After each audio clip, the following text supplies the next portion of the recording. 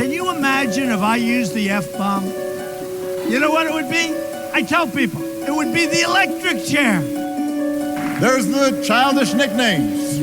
Very people who perpetrated the lies that I was an agent of Russia, like Adam Shifty Schiff and others. The crazy conspiracy theories. If you look for a job and you give up looking for that job because after 4 or 5 months you can't find one, you are considered statistically employed. We have this weird obsession with crowd sizes. This is the Rebel Alliance.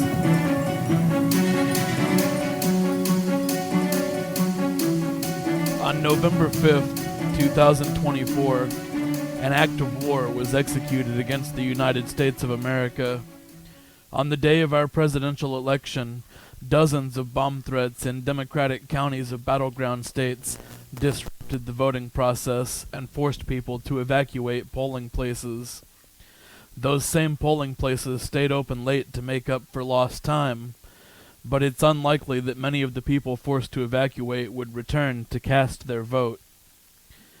This is an attack on the United States and our way of government, no different than if Russian troops had forcibly entered our borders and started shooting.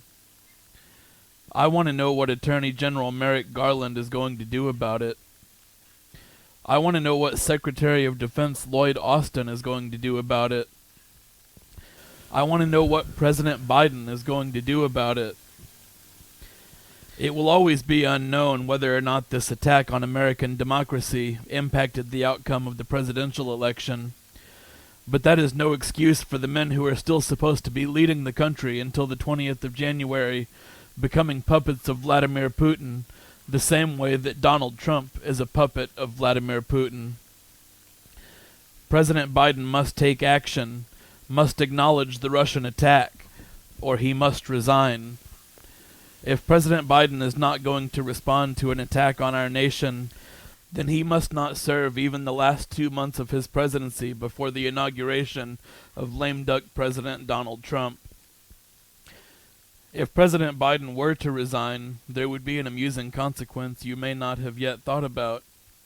For more than a year, Trump has been selling 45-47 merchandise, referring to being the 45th and 47th President of the United States. If Biden were to resign before January 20th, the 47th President of the United States would not be Donald Trump. It would be Kamala Harris. Republicans are also going to control the Senate following the 2024 election. As of this recording, the House is still unknown, although that may have changed by the time you listen to it. A Democrat-controlled House is currently the last chance at having any kind of guardrail against Donald Trump's racism, sexism, anti-Semitism, and authoritarianism. This time around, the American people knew exactly what they were signing up for. I'll quote the late great George Carlin. Think of how stupid the average person is, and realize that half of them are stupider than that. At this time, it's unclear whether or not Donald Trump personally had knowledge of the Russian attack on our election. Trump has admitted to being in contact with Putin regarding foreign affairs after he left office in 2021. Since Trump has been a private citizen of the United States since the end of his first presidential term, this is a violation of the Logan Act. Under the Supreme Court's unconstitutional presidential immunity ruling, Donald Trump would be immune from prosecution for, quote, official acts committed while in office. He would not be immune from prosecution for crimes committed after he left office. Even being the president-elect, Trump should immediately be charged with violations of the Logan Act. So once again, I ask this question: what is Merrick Garland going to do about it? In battleground states such as Pennsylvania, Wisconsin, and Michigan, it was largely the Hispanic and Latino vote that pushed Trump over the top. I will never understand why this happened. Throughout the entire campaign, Trump has talked about Hispanics the way that Hitler talked about Jews in the 30s. The election was held just over a week after the racist comedian Trump hired for his rally at Madison Square Garden referred to Puerto Rico as a floating island of garbage and said that black people would be carving watermelons instead of pumpkins for Halloween. Donald Trump's victory speech, which he made before the race was called early Wednesday morning, he read from a teleprompter for about 12 minutes and sounded like a robot, and then invited everyone near him to speak.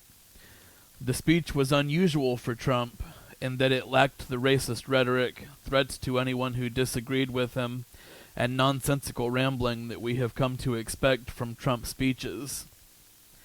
However, if you believe that Trump will not actually try to enact racist policies, if you believe Trump has suddenly gained 80 IQ points, taking him to 84, if you believe that Trump will now respect democracy because of one appearance where he vaguely resembled a human being, then you are a fool.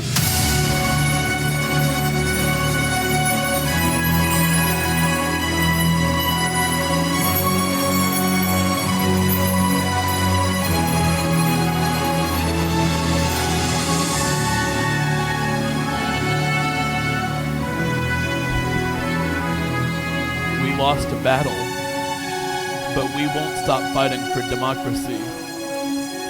And that brings me to talking about what this podcast is. This is a gathering place for those of us who strongly oppose Donald Trump and what he stands for. The primary focus will be on political news and pushing back against would-be dictator Trump. As Trump prepares to take office again, we are the rebels. And this is the Rebel Alliance. We will try by any legal means available to prevent Trump and his allies in Congress from pushing extremist policies and passing laws that hurt our citizens. That being said, doing only politics all the time will drive anybody crazy, so there will be other things on the podcast as well. There will be time in each show devoted to random topics that are not political, everything from movie reviews to history to stories about stupid criminals. Let's have some fun with it.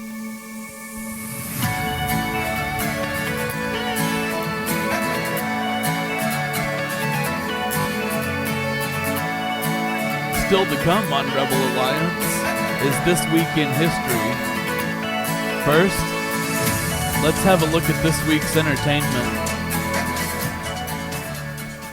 Smile 2, the sequel to the popular horror movie Smile, is now playing in theaters. About to embark on a new world tour, global pop sensation Sky Riley begins experiencing increasingly terrifying and inexplicable events. Overwhelmed by the escalating horrors and the pressures of fame, Sky is forced to face her dark past to regain control of her life before it spirals out of control.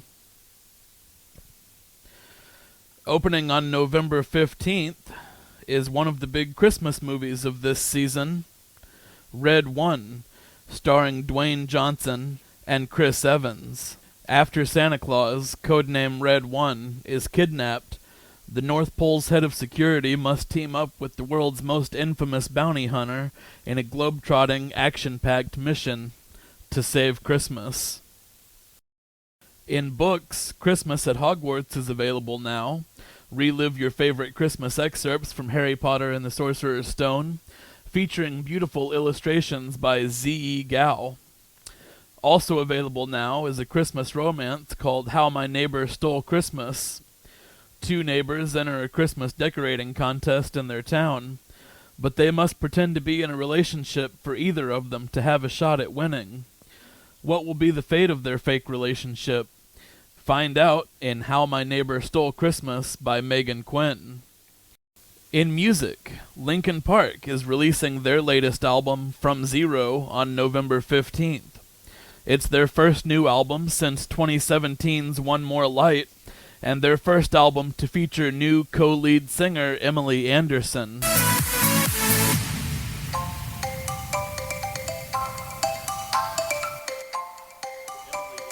And now, a look at this week in history.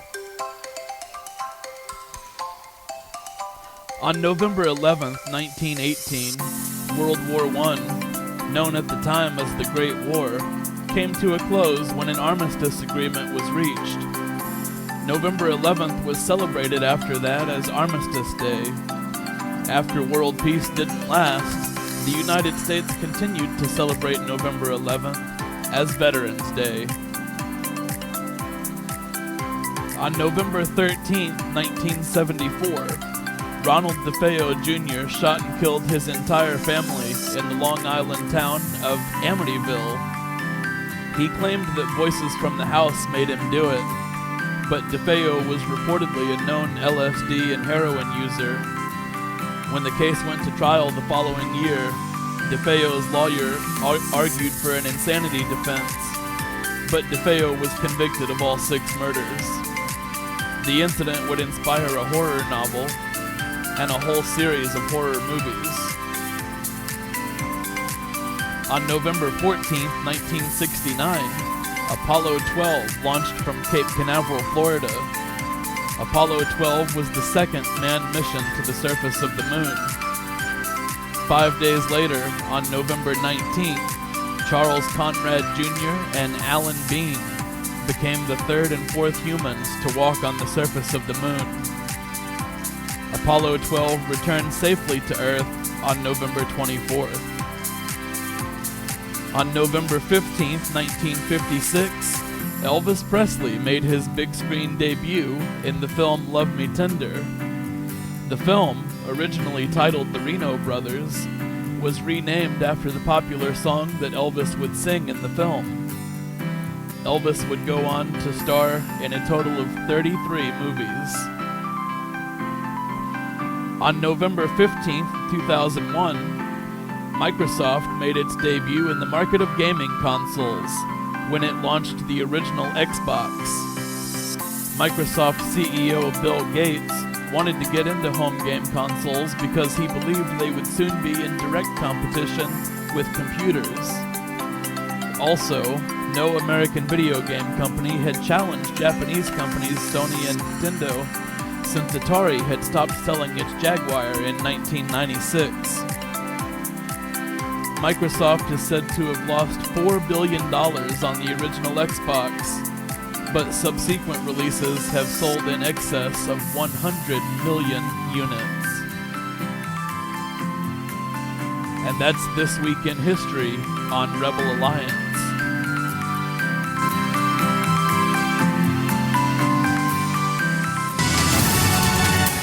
As format for this podcast continues to develop, the length will increase and the content will evolve.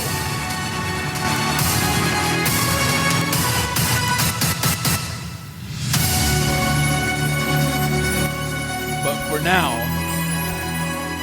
that's Rebel Alliance for this week,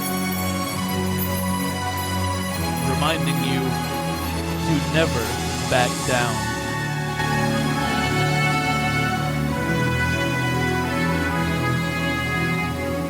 He's a war hero because he was captured. I like people that weren't captured.